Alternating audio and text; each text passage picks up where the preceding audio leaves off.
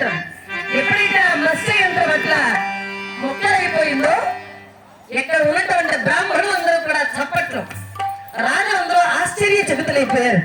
ఆ యొక్క సమయాన అలా నిలబడి ఉన్నటువంటి అర్జునుడు చూచి కృష్ణ పరమాత్మ రామ్మ సోదరి ద్రౌపది దగ్గరకు వచ్చింది. దృష్టజముడు ద్రుపద మహారాజు గారు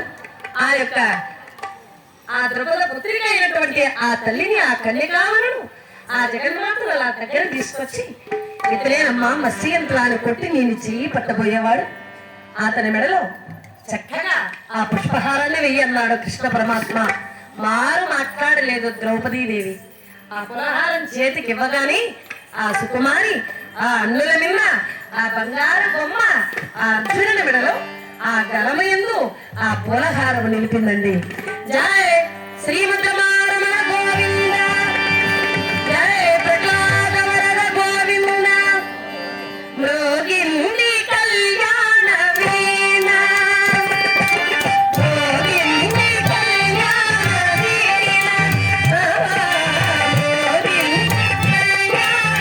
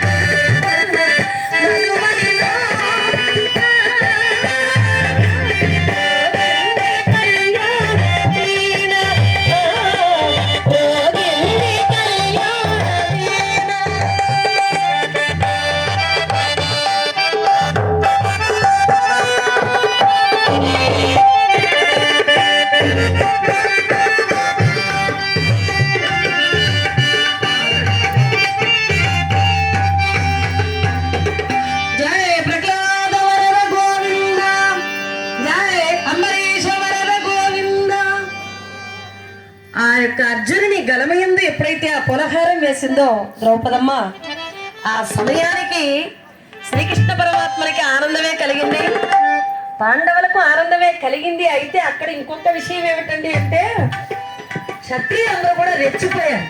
అందులో కర్ణుడైనటువంటి వాడు విపరీతమైన కోపం వచ్చేసింది. కర్ణునికి లేచి వచ్చి ద్రుపద మహారాజు గారిపైకి క్షత్రియులందరూ కూడా ఈ విధంగా ఉరుకుతూ ఉన్నారు. అందులో మొదటి స్థానంలో రాధేయుడు కర్ణుడే ఉన్నాడు.